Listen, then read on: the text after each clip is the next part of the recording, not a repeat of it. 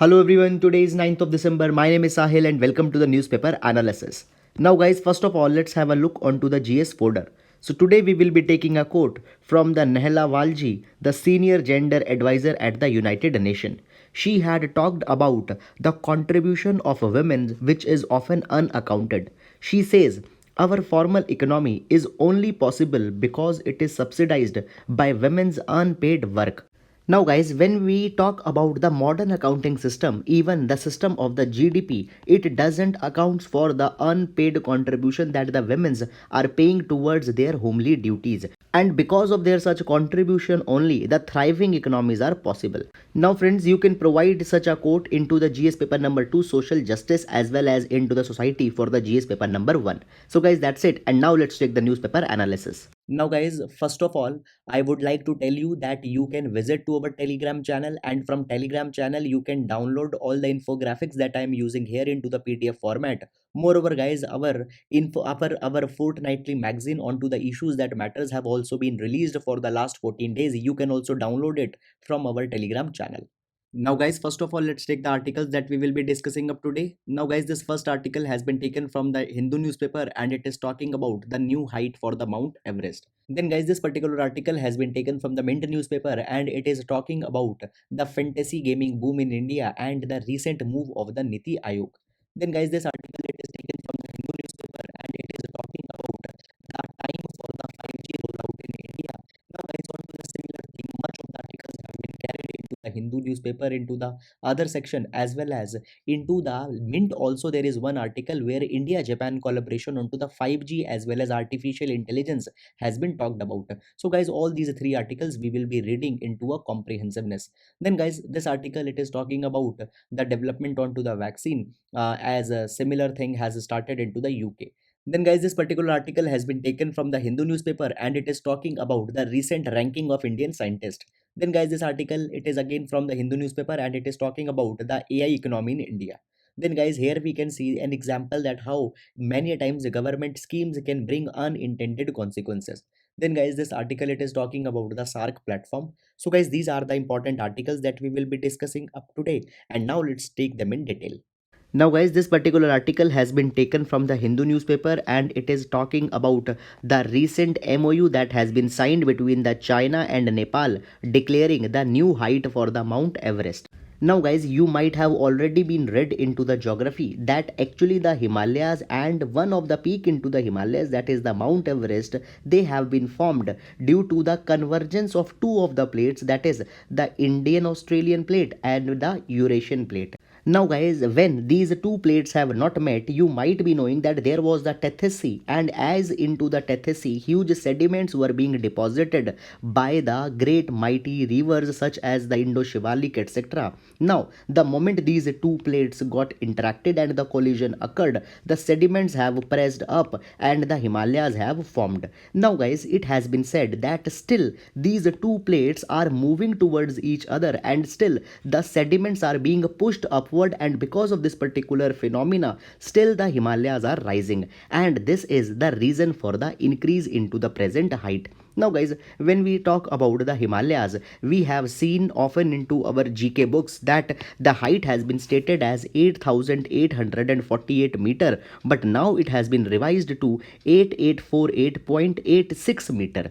Now guys, this old height, it was declared in 1954 by the Survey of India, and at that point of time theodolites and the chains were used. Now guys, a theodolite, it is this particular type of instrument which you might have also seen, as many a times engineers use it to see the level, the elevation, the angle of the planes. Now guys, basically there was a controversy from the very start onto this 8,848 meter height. Guys, China had actually not accepted this particular height, and China basically measures the height on the rock level without measuring the snow, and because the snow's height is not measured, China's height was less. It was 8,844, so 4 meter gap was there. However guys, Nepal had actually accepted the version of 8,848 meter. Now, guys, there is one more thing at the backdrop of this. See, you might be knowing that actually the Mount Everest is located onto the junction at the boundary between Nepal and Tibet. So basically, you can climb the Mount Everest either from the side of Nepal or as from the side of the Tibet or the China. Now, guys, people most of the time had preferred only to climb from the side of Nepal. There was two reasons into this particular direction. Reason number one, it was relatively easy to climb from the Nepal, and guys, even the Nepal government has been very much liberal to issue the passes to climb from the Nepal's side, because the mountaineers, they give huge revenue to the Nepal. The second reason that people favored to climb from the Nepal side, it was also because, guys, when the certificates will be given by the Nepal, those certificates will be of this 8,848 meter of height. However, if people would have climbed from the Tibetan or Chinese side, they would have had gotten this type of certificate. So people have always preferred from the Nepal's side.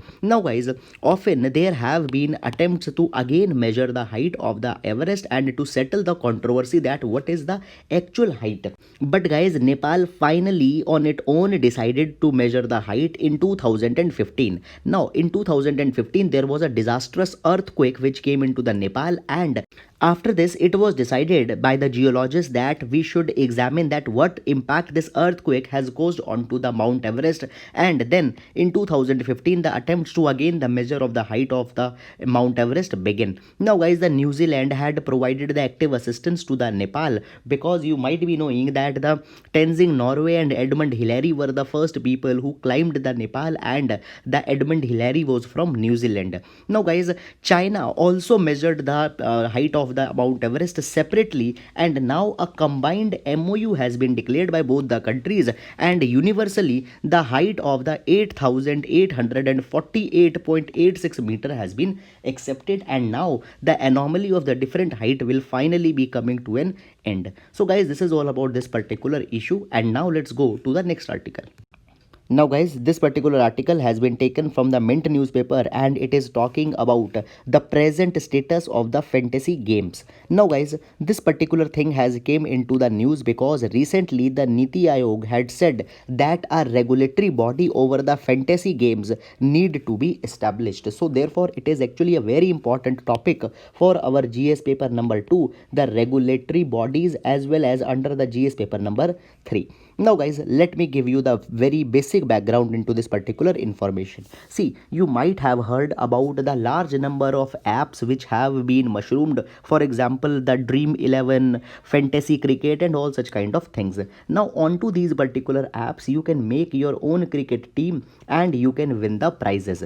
Now, guys, this has been called as online fantasy sports, and their popularity has increased immensely. You can see that the Dream 11, it is having a base of 75 million players, My Team 11 15 million players, My 11 Circle 13 million. Into this particular way, you can see that how many people are playing the games here. Now, guys, there is actually a controversy with respect to the fantasy sports in India. What is the controversy? See, when we are talking about betting onto the sports, it is clearly illegal. Now, a question comes that whether these online or app based solutions, they are illegal or not. So see, into this particular direction, guys, there are two concepts which we need to understand. One is the game of chance, and other are the game of skill. Now, game of chance are those where a person's skill or a person's interpretation doesn't matters, and the result, it is just an outcome of the destiny or a luck. Now, the games of chance are not allowed because, guys, it was thought that when a person is betting onto the sports, it is just a game of chance. However, game of skills are actually allowed in India. What are the games of skill? Where a person's knowledge, a person's expertise is needed. Just take the example of the rummy and the horse racing. Here, a player's skill is also needed, and if you bet on them, it is legal, and this particular thing has been accepted by the Supreme Court. Now, guys, whether this online fantasy sports, they come under the definition of games of chance or the games of skill, this is the controversy. Now, see, there are one group of people who say that into these online apps, a person has to make his own team. He need to pick up the player. Therefore, he need to have a sound knowledge of the cricket and all this particular kind of thing. So, therefore, they say that they are the game of skill and they should be allowed. Whereas other people are saying that there no skill is needed. It is just a pure chance. So, therefore, they should not be allowed. Now, see, guys, let's see that what the different courts believe into this direction. The High Court of the Rajasthan as well as the High Court of Punjab and Haryana had called them as the game of skill and therefore they becomes allowed. However, guys, the Bombay High Court also declared them the game of skill, but that particular decision was stayed by the Supreme Court.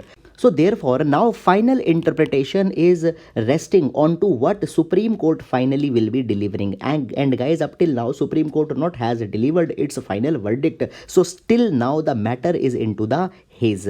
Now guys, let's see what different state governments believe. Now the Assam, Odisha and Telangana had declared them to be illegal. Tamil Nadu actually had banned the entire online gaming and Nagaland had allowed. So guys, just let's wait for some time and see that on to what direction the Supreme Court will be deciding. However, as we had seen today that the Niti Aayog has also shown a favor into these online fantasy sports and had said that a regulatory body is needed to be established. So therefore guys, there might be a kind of an implication that government might also favor it, but for some time we need to see that how it actually unfolds. So guys, there might be a high probability that question onto such a lines could be there into the exam. So please keep all these particular things into your mind. So that's it, and now we'll be taking up the next article. Now guys, here we can see that the large number of articles have been there onto the 5G internet. This article has been taken from the Hindu newspaper, this article has been taken from the Mint newspaper, and this article again has been taken from the Hindu newspaper. So one by one we will be seeing them all.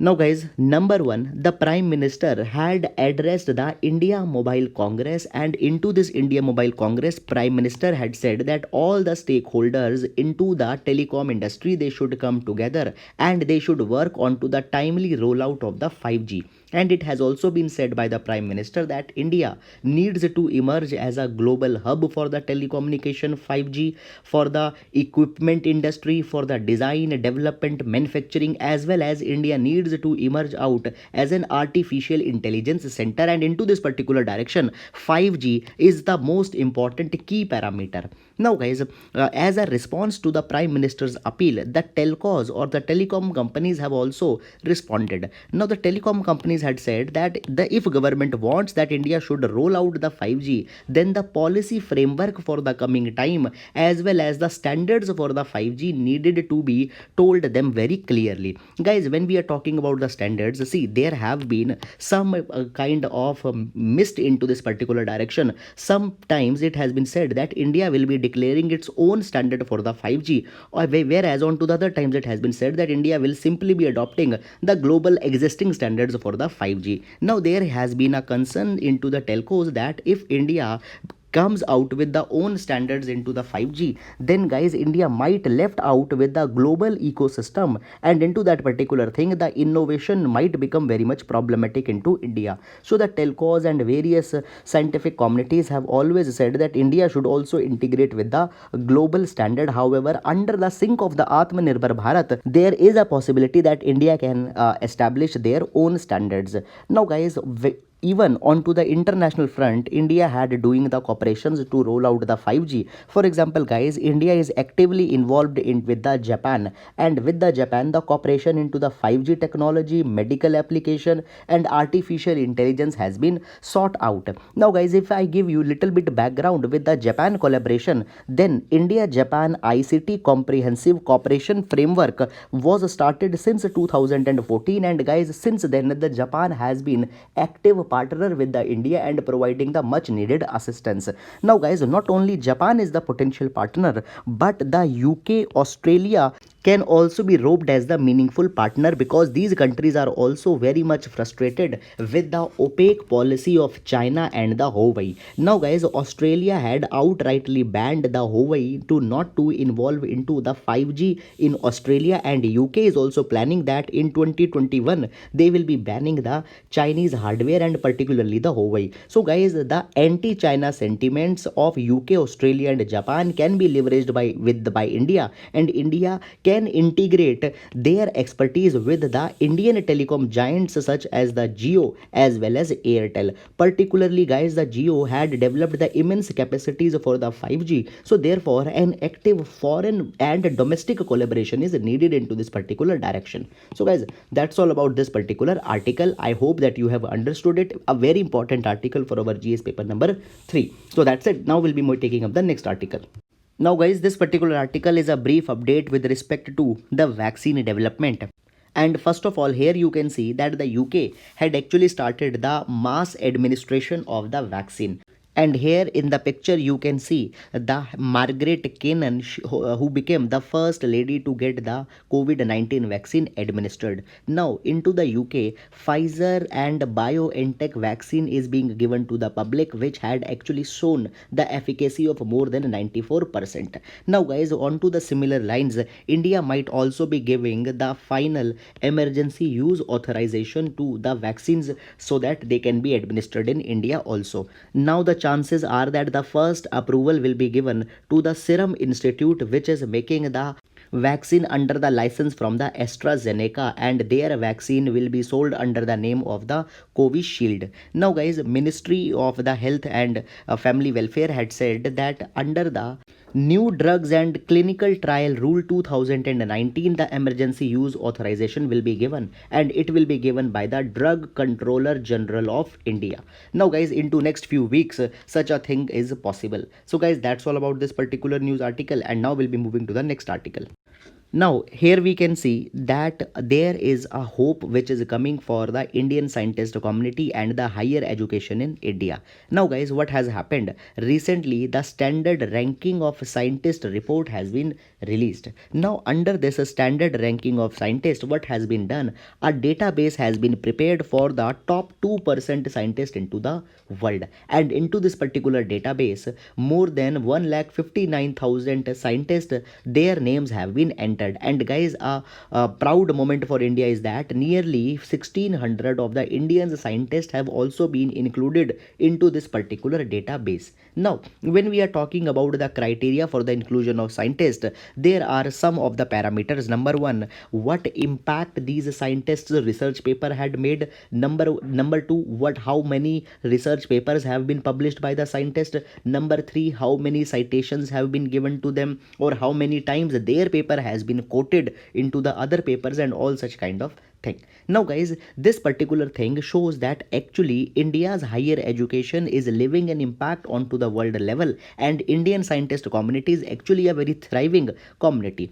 Now further, if we see that from where these 1594 scientists came, then guys, it could be identified that they were fairly scattered throughout the India. They are from the institutes which are located into the rural areas, urban areas, and guys, many of them are also coming from the institutions into the suburban areas. It shows that it can act as a great incentive to the aspiring scientists, because now the notion that only the top institutes can produce the top scientist, it will get broken down. Then guys, the government institutions, they have performed very well, and they have created excellent scientists into the category of the scientists working in science and technology. Apart from them, that there is the medicine and the allied domains also. Now guys, 80% of the scientists, they belong to the government institutions, particularly to the institutions such as the IITs, NIT, Indian Institute of Science Bangalore, as well as the institutes for national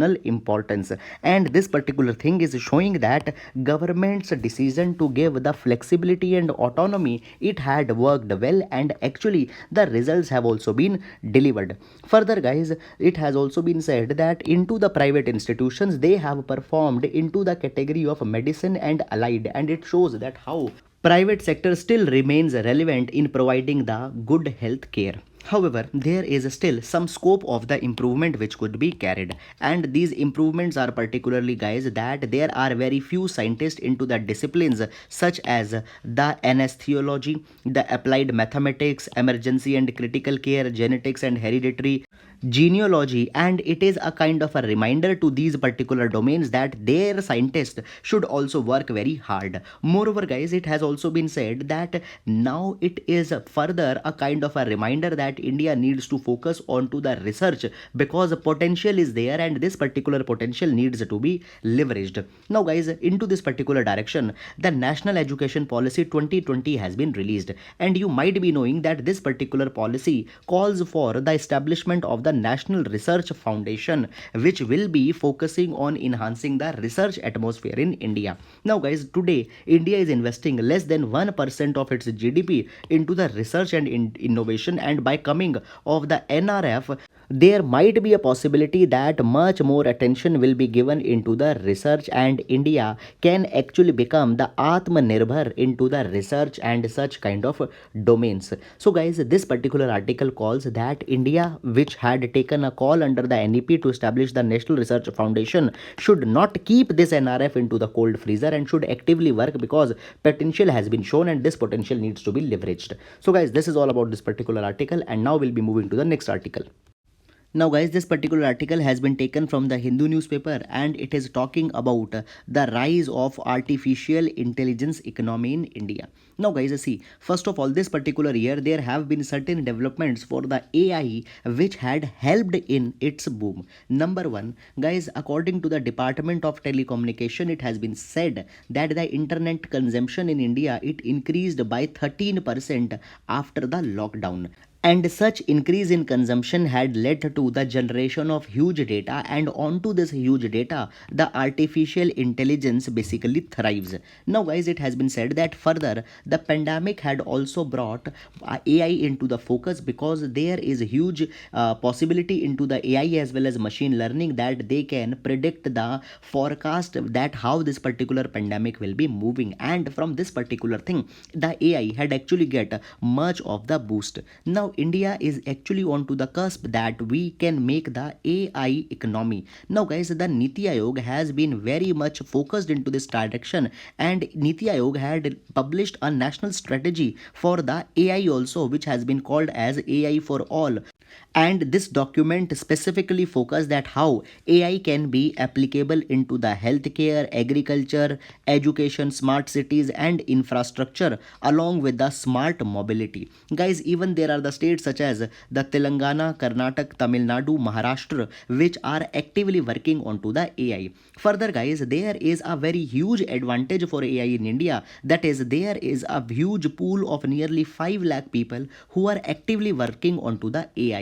Further, guys, as it has been said that India is onto the golden window of demographic dividend, even more such talent pool can be provided by India. Moreover, guys, when we talk about the potential of AI in India, it has been said by the NASSCOM that by 2025 the AI industry will be into the range of $450 billion to $500 billion, and it is 10% of the 5 trillion economy dream which India is harboring. So, guys, AI can actually be a very good thing which can bring the technological transformation of India, and even 20 million additional technical roles will also be created by the AI. Now, guys, thus there are some of the states which have actually utilized AI into much of the functional roles also. For example, the Telangana government had used the AI for catching the traffic violation into the Telangana during the time of the lockdown. Now, guys, the potentials have clearly been seen, but there are some shortcomings also into the India which are needed to be addressed. Shortcoming number one, guys, we need to focus on to the talent development. It has been seen that into the 2019 government had actually been able to double the AI workforce from 40,000 people to nearly 72,000 people, but still they are very less and much more is needed to be done into the direction. Guys, right now the the demand is more but the supply is very much less. After that, it has also been said that there are no legal frameworks in the direction of protecting the private data of the individuals, and legal framework for enhancing the AI and for the protection of the personal data also needed to be taken up. Then guys, the third issue into this direction is this, that the digital technologies have increased but the digitization had actually been very much slow, and there are much of the government departments, even into the private sector, the digitization is needed to be carried so that they can involve the AI. So guys, into this particular direction, India should come with a dedicated policy and should leverage the AI train. So that's all about this particular article guys, and now we'll be moving to the next article. Now guys, this particular article has been taken from the Hindu newspaper and it is important for our GS paper number 2. Now you can quote it as an example that how many a times government schemes which come with the good intention but at the end of the day they bring some bad and some negative repercussions. Such a question guys can be asked either into the GS paper number 2 as well as into the GS paper number 3. So there we will be giving this example.